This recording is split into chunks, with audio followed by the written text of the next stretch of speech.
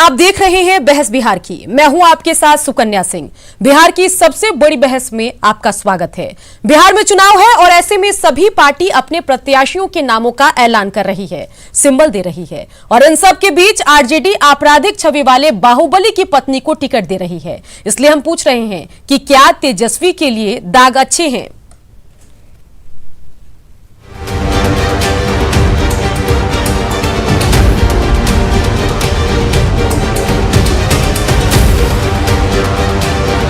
हम लोग किसी व्यक्ति की परवाह जो है कभी किया नहीं।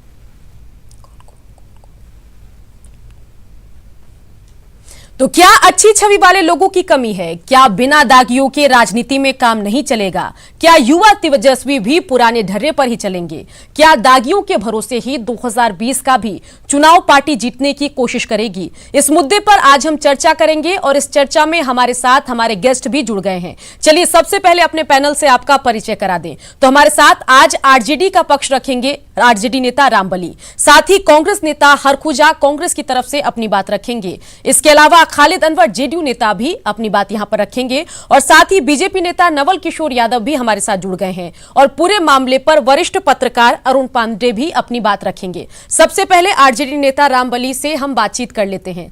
रामबली जी, ये जरा बताइए कि राज बल्लभ और इसके अलावा अरुण यादव की पत्नी को टिकट दिया गया है आरजेडी की तरफ से, कैसे देखते हैं? क्या ये ठीक लग रहा है?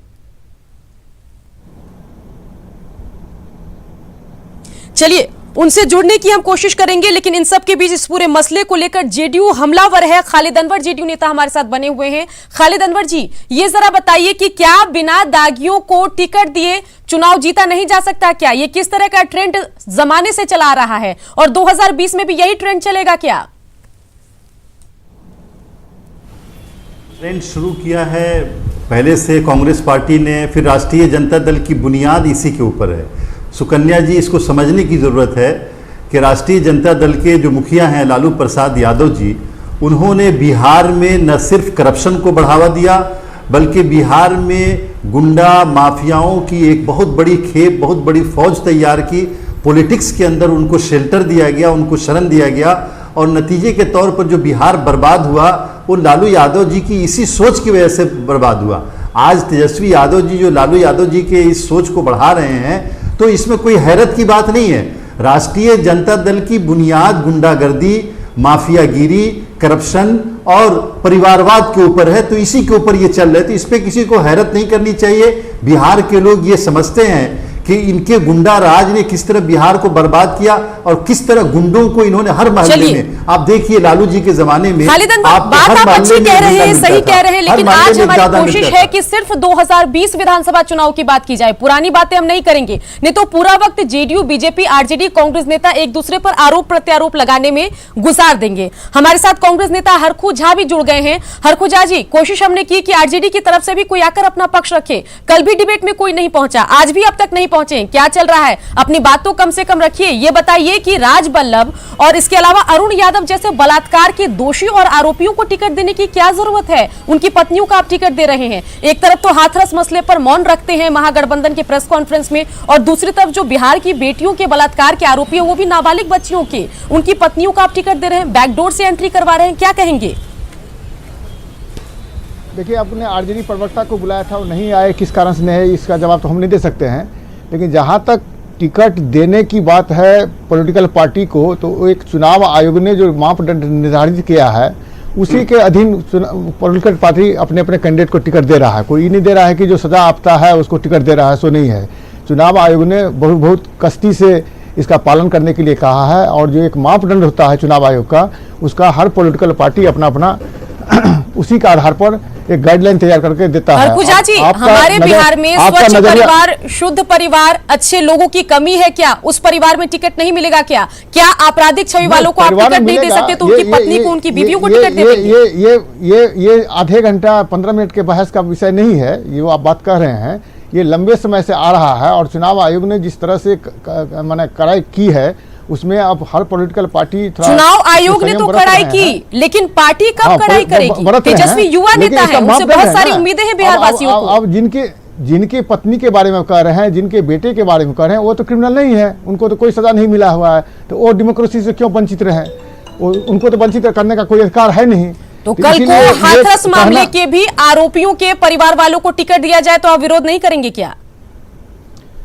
नहीं, हाथरस के वाले का आप बात बिहार में क्यों कर रहे हैं? बिहार की बात बिहार में आपने कि आपकी पार्टी ने महागठबंधन का जो प्रेस कॉन्फ्रेंस हुआ तो उसमें मौन रखा था कि नहीं हाथरस मसले पर क्यों की गई बिहार में बात को आप अभी बिहार के चुनाव से जोड़ दीजिएगा। आपने जोड़ा, महागठबंधन का प्रेस कॉन्फ्रेंस हुआ, आपने मौन रखा, कहा इससे अच्छा संदेश जाएगा, चलो मौन रखते हैं।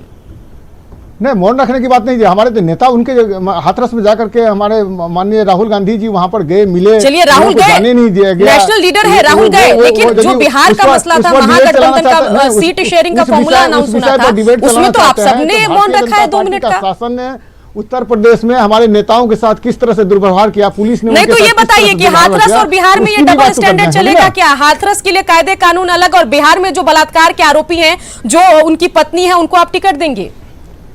बिहार में जो बलात्कार के आरोपी हैं वो जेल में हैं, उनकी पत्नी पर कोई केस नहीं है, उनके बाल बच्चों पर कोई केस नहीं है। अरे तो बिहार में डेमोक्रेसी के जो निर्दोष हैं, अगर जिनके साथ बलात्कार हुआ उनके पिता को, उनकी माता को टिकट देते तो सब आपकी सराहना करते, उस परिवार को एक बार फिर से मुखर होकर अपनी बात रखने का मौका मिलता। चुनाव नहीं लड़ना चाहिए जी।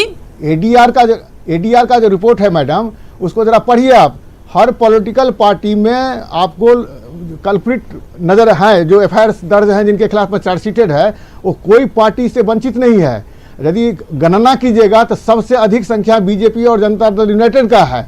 चलिए, आपने बीजेपी जनता दल यूनाइटेड पर सवाल उठाया है। हमारे साथ बीजेपी के नेता नवल किशोर यादव हैं। नवल किशोर यादव जी, क्या कहेंगे? जवाब दीजिए।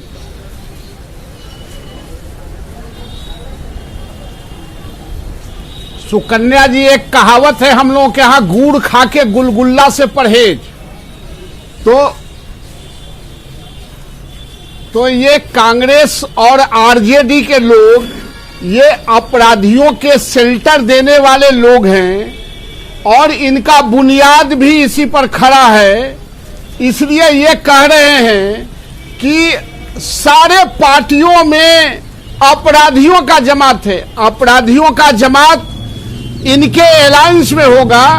हमारी पार्टी विचारों की पार्टी है, विचारों के मंथन पर हमारी पार्टी चुनाव लड़ती है। ये आपकी पार्टी में किसी दागी व्यक्ति को या उसके परिवार वालों को टिकट इस बार दिया जाएगा कि नहीं, ये बताइए। हमारे यहाँ किसी अपराधी के परिवार वाले को और अपराधी का टिकट नहीं दिया जाता है। चलिए, आपका जवाब हमने सुन लिया। खालिद अनवर जेडीयू नेता भी हमारे साथ बने हुए हैं। खालिद अनवर जी, आरोप आप पर भी हरखुजा कांग्रेस नेता द्वारा लगाया गया, कहा कि सबसे ज्यादा दागी और आरोपी किस्म के व्यक्ति बीजेपी और जेडीयू में। इस आरोप से आप कितना इत्तेफाक रखते हैं, बताइए। बिल्कुल गलत है, बिल्कुल बेबुनियाद है। हमारी पार्टी में, जनता दल यूनाइटेड में और एनडीए के जो उम्मीदवार हैं उनमें आपको ढूंढ करके भी एक दागी उम्मीदवार नहीं मिलेगा। ऐसा कोई नहीं मिलेगा जिसके ऊपर रेप का आरोप हो, जिसके ऊपर किडनैपिंग का आरोप हो। चलिए, आपने बोला एक भी व्यक्ति नहीं मिलेगा। हरखुजा जी, कम से कम 4 नाम तो गिनाइए बीजेपी जेडीयू के जिन पर बलात्कार और रेप जैसे या हत्या जैसे आरोप हो, बताइए। पुरानी बात मत कीजिएगा, अभी की बात कीजिएगा। नहीं मिलेगा, इनको नहीं मिलेगा सुकन्या जी, इनको नहीं मिलेगा। पार्टी का जरूर नाम लूंगा। अभी जो गोपालगंज में 4 महीना पहले जो हत्याकांड हुआ था, वो किनके विधायक हैं जिनका नाम आ रहा है? अभी जो आरा में घटना हुई थी, रोहतास में घटना हुई थी, वो किनके हत्या के मामले में तो आपके सीएम फेस का भी नाम आ रहा है। नवादा और गया में जो घटना हुई थी, हरिजन और ये क्या कहते हैं कि दलित लोगों के बीच, पिछड़े वर्ग के लोगों के बीच में, वो किनके विधायक थे, किनके पार्टी के समर्थक थे? ये बात तो सर्वविदित है। अब कहे ना कि चैनल पर किसी होता है, के खिलाफ नाम लीजिए, नाम याद नहीं आ रहा। जहाँ तक पार्टी की बात है, ये हम व्यक्तिगत नहीं कर रहे हैं। मैंने आपको मैडम पहले ही बता दिया कि चुनाव आयोग का एक दिशा निर्देश होता है, उस दिशा निर्देश के अनुसार ही सब पॉलिटिकल पार्टी काम कर रही है। जिनको टिकट दिया जा रहा है, जिनके परिवार से आमंत्रित किया जा रहा है, अब उनका परिवार तो कल्प्रिट नहीं है, वो क्यों नहीं लड़ सकते हैं भाई? लेकिन उनके सवाल पिताजी तो हर कहाँ कुछ आज किसके यही फंसे है कि हुए हम हैं, मानते हैं किसके कि उनका सही किए हुए परिवार हैं। कल्प्रिट नहीं है, लेकिन कई लोग हैं जिन्हें राजनीति में बहुत काम करने की उनमें गुंजाइश है, जिनमें जज्बा है। तेजस्वी यादव खुद युवा हैं, ऐसे में वो नए लोगों को सामने ला सकते हैं। आपराधिक छवि वाले जो पुराने ढर्रे के नए लोग भी आए हैं। जो बाहुबली नेता हैं, जो आरोपी हैं बलात्कार और हत्या जैसे, उनके परिजनों को टिकट नए देने की लोग क्या भी जरूरत आए है? हुए हैं, इंजीनियर भी आए हुए हैं, डॉक्टर भी आए हुए हैं, समाज के प्रबुद्ध लोग भी आए हुए हैं। लेकिन हर बिना लोगों का- दागियों के हर काम लोगों का नहीं समावेश चलेगा होता क्या? है।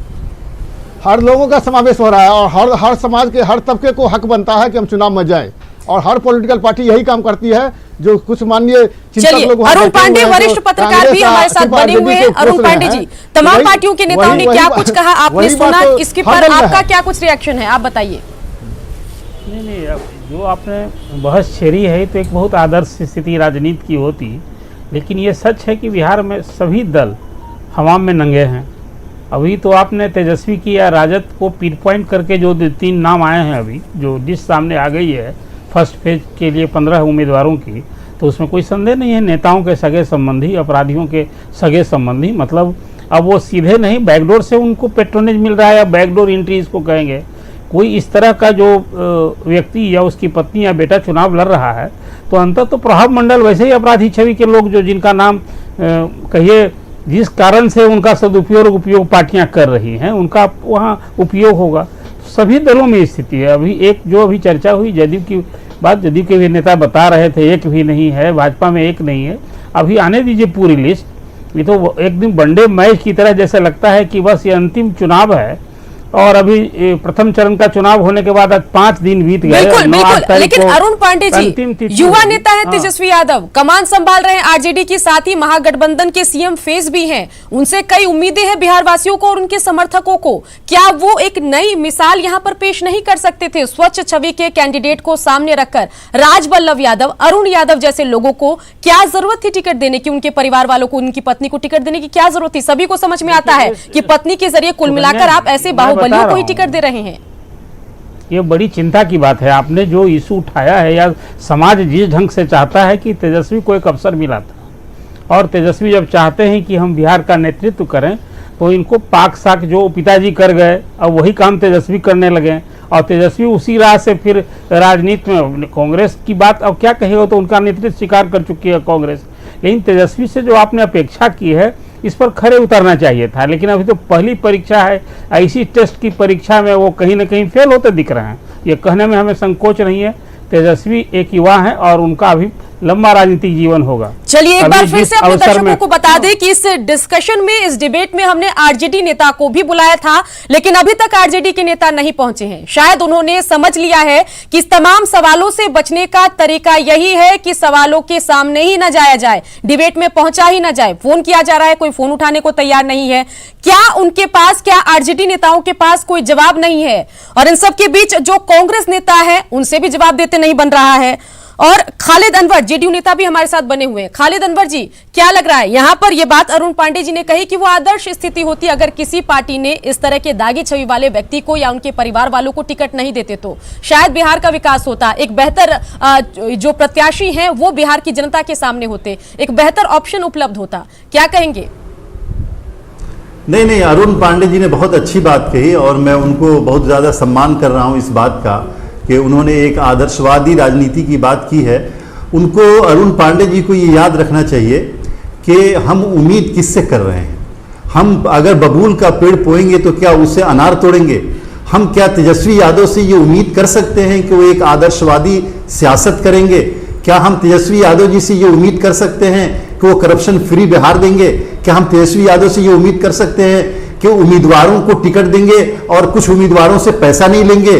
क्या आप ये उम्मीद कर सकते हैं कि वो डाकुओं को टिकट नहीं देंगे? भाई ये गिरोह है, ये राष्ट्रीय जनता दल अरुण पांडे जी, ये गिरोह है, जिस गिरोह का जो अपने उसकी विचारधारा ही यही है कि आप गुंडों को पाले, आप ऐसे लोगों को पाले जो लोगों के अंदर टेरर फैलाते हैं, आप ऐसे लोगों को पाले जो लोगों से उगाही करते हैं, आप ऐसे लोगों को उठा करके लाए जो किडनैप करके लीडरशिप को पैसा पहुंचाए। फिर आप कैसे उम्मीद कर सकते हैं, कैसे ऐसी लीडरशिप से उम्मीद कर सकते हैं कि वो एक पुराने बिहार दे? नीतीश कुमार ने 15 वर्षों की सियासत लोगों के सामने करके बिहार को चला करके अरुण पांडे जी, उन्होंने ये साबित किया है कि करप्शन के बगैर डकैती के बगैर, गुंडागर्दी के बगैर, क्रिमिनल को बढ़ावा दिए बगैर उनको खत्म करके भी हुकूमतें चलाई जा सकती हैं। और हम नीतीश कुमार से उम्मीद कर सकते हैं, हम तेजस्वी यादव जी से उम्मीद नहीं कर सकते हैं, चूंकि उनकी बुनियाद ही ऐसी चीजों पे है जो आदर्शवादी राजनीति से बहुत दूर है।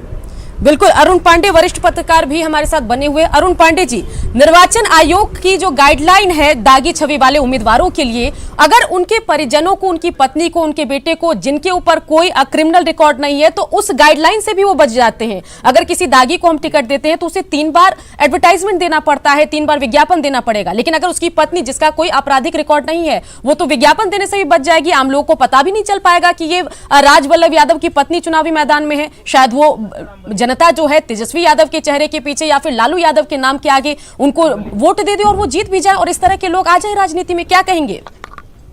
नहीं, देखिए, चुनाव आयोग ने इस बार के चुनाव में एक बड़ा ही प्रभावकारी कदम उठाया। पार्टियों के लिए या कहिए कि राजनीतिक दलों पर यह दबाव था, एक बड़ा गंभीर चिंतन का विषय पूरे देश के लिए हो गया था। कांग्रेस के ज़माने में अपराधियों से रात के अवसर पर सहयोग लेते थे बूथ कब्जा में।